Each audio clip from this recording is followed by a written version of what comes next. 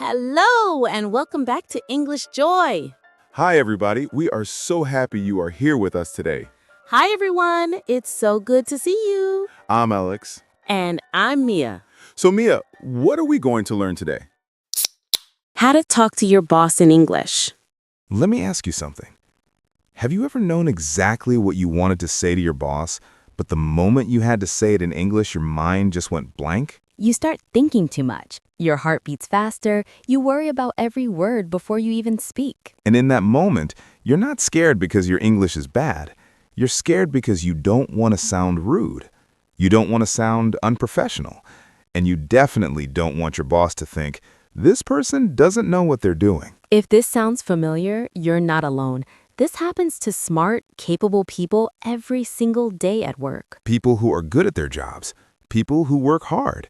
People who just never learned how to talk to their boss in English. The truth is, school English didn't prepare you for this. Nobody taught you how to speak up in meetings. Nobody taught you how to ask for help without sounding weak. And nobody taught you how to disagree politely. That's exactly what this video is for.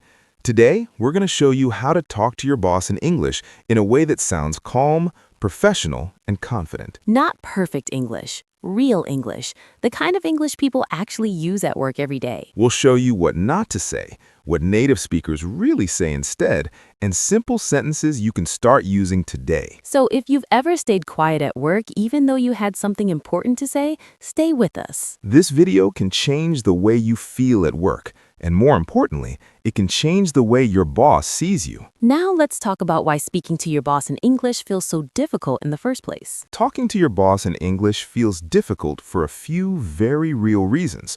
And if you understand these reasons, you'll stop blaming yourself. The first reason is power. Your boss controls your work, your performance review, maybe even your future at the company. So when you speak, you don't just think about English, you think about consequences. What if I say this the wrong way? What if I sound rude? What if they misunderstand me? The second reason is culture.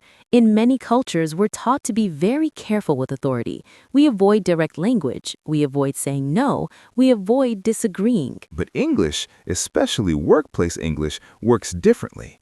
It's polite, but it's also clear.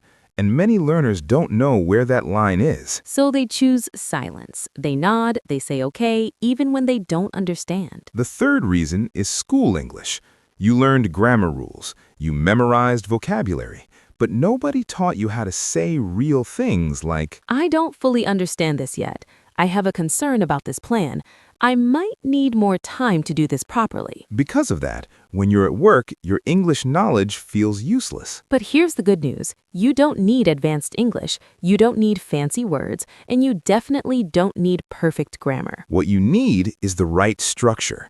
Once you learn that structure, your confidence will change immediately. Before we learn specific sentences, there's one important rule you must understand. This rule will completely change how you speak to your boss. Here's the rule. Your boss cares more about clarity than perfect grammar. Let that sink in for a moment. Clarity is more important than sounding smart. Native speakers do not expect you to speak like a textbook. They don't expect perfect tenses. They don't expect complex vocabulary. What they expect is simple. They want to understand you.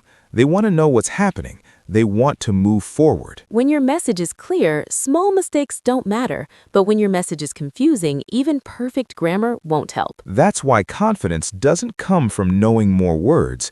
It comes from knowing how to structure what you say. At work, professional English usually follows 3 ideas. Be clear, be respectful, be calm. You don't need to talk a lot. You don't need to explain everything. You just need to guide the conversation. And now we're going to apply this rule to real situations. Situations you face at work almost every day. Let's start with the most common one. Talking to your boss in daily work conversations. This is where many people make simple mistakes that make them sound nervous or uncomfortable. Don't worry. By the end of this part, you'll know exactly what to say instead. Imagine this situation. Your boss explains a task quickly. You understand part of it, but not all of it. Your brain says, ask now, but your fear says, stay quiet. Many people say things like, I don't understand this. This is confusing. You didn't explain clearly. Even if you don't mean to sound rude, these sentences can feel too direct in English. Instead, professional English uses soft openings. These openings give you time and show respect. Listen to how native speakers do it. Just to make sure I understand correctly, let me clarify one thing. I'd like to confirm something if that's okay. These phrases are powerful because they sound calm and professional. They don't blame anyone. They don't create tension. Now, let's put it together. Just to make sure I understand correctly, you want this report finished by Friday, right? Notice how natural that sounds. Clear question, no pressure, no fear. You can use the same structure in many situations. Let me clarify one thing before I continue. I just want to confirm the priority here. When you speak like this, your boss feels comfortable answering you. And when your boss feels comfortable, communication becomes easier for everyone. Now, back to daily conversations. Daily conversations aren't the hardest part. The real challenge comes when you need help. Let's talk about how to ask for help without sounding weak or unprepared. Asking for help at work makes many people uncomfortable. They worry it makes them look weak or inexperienced or not good enough. So instead of asking, they struggle in silence. They waste time, they feel stressed, and sometimes they make mistakes that could have been avoided. In reality, not asking for help is much more dangerous than asking the right way. The key is how you ask. Professional English follows a simple pattern. First, say what you've already done. Second, say where you're stuck. Third, ask for the next step. This shows responsibility, it shows effort, and it shows that you respect your boss's time. Now let's look at a weak way to ask for help. I don't know how to do this. This is too difficult. These sentences sound like you gave up. Now listen to the professional version. I've completed the first part of the task, but I'm a bit unsure about the final step.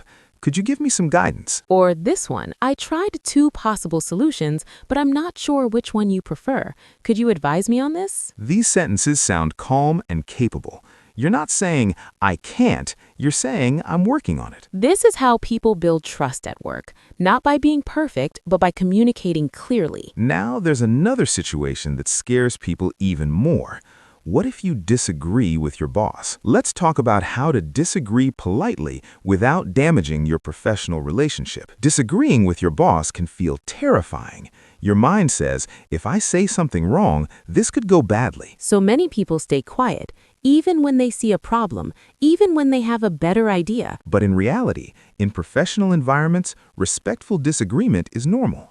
Your boss doesn't expect silence. They expect thoughtful input. The mistake many learners make is being too direct. Never say something like, I think you are wrong. That's a bad idea. Even if your point is correct, this kind of language creates tension immediately. Instead, native speakers use a simple structure that keeps the conversation calm. Think of it as 3 steps: agreement, opinion, respect. First, show that you understand your boss's point. I understand your point. That makes sense. Then, share your opinion carefully. However, I see one possible concern. From my perspective, there may be another option we could consider. Finally, show respect and openness. What do you think? I'd like to hear your thoughts. Let's hear it all together. I understand your point and it makes sense. However, from my perspective, there may be another option we could consider. What do you think? This doesn't sound aggressive. It sounds thoughtful. It sounds professional. You're not attacking, you're collaborating. And when your boss feels respected, they're much more likely to listen. Now let's move on to one of the most stressful conversations at work, talking about time, pressure, and deadlines. Deadlines create pressure, and pressure makes English feel even harder. Many people panic in this situation. They say things like, I can't finish, there's too much work. In English, those sentences sound sudden and negative. They don't explain the situation and they don't show professionalism. Smart professionals talk about deadlines differently. They focus on quality and planning. Instead of saying you can't finish, you explain what you need and why. Listen carefully to how native speakers say this. To ensure the quality of the work, I may need a bit more time. Would it be possible to extend the deadline? Or this one, I want to make sure this is done properly. Could we adjust the timeline? These sentences sound calm and responsible. You're not refusing the work. You're protecting the result. You're telling your boss, I care about doing this well. And that makes a big difference. Now, let's put everything together in a real-life conversation. This is the kind of real-life conversation you might hear in an international office every day. Listen to how natural and simple it sounds. Boss, how's the project going? Alex, it's going well overall. I've completed most of the tasks so far. Boss, good to hear. Is everything on track? Alex, yes, mostly. I'd like to clarify one requirement before moving forward. Boss, sure, go ahead. Alex, to meet the quality standards, I may need 1 extra day. Would that work for you? Boss, that should be fine. Thanks for letting me know. This is real workplace English. Nothing fancy, nothing complicated. Just clear, respectful communication. Now, before we finish, let's practice some of the most useful phrases together. This part is important. Practice is where confidence comes from. Repeat these sentences quietly or out loud. Just to clarify, from my perspective, would it be possible to ensure the quality? Pause for a moment. Take a breath. Say them again. The more you repeat these phrases, the more natural they will feel. Remember this. Your boss doesn't need perfect English. Your boss needs clear communication. You are not bad at English. You just never learned workplace English the right way. And today, you took a big step forward. If this video helped you, take a moment to like it. Subscribe for more real-life English for work and daily life. And comment work if you want more office conversations like this. Thanks for watching. We'll see you in the next lesson.